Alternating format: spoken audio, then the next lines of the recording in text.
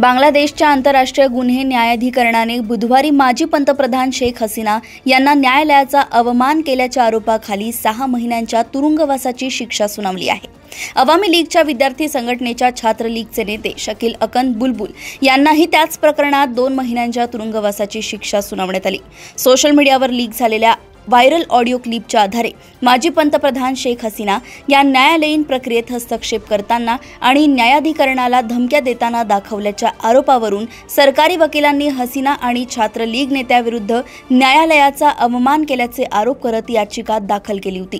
गेल्या महिन्यात ICTने ऑगस्ट 2024 मध्ये देश सोडून गेलेल्या हसीना आणि बुलबुल यांना न्यायालयाच्या अवमानाच्या कथित प्रकरणात कारणे दाखवा नोटीस बजावली होती।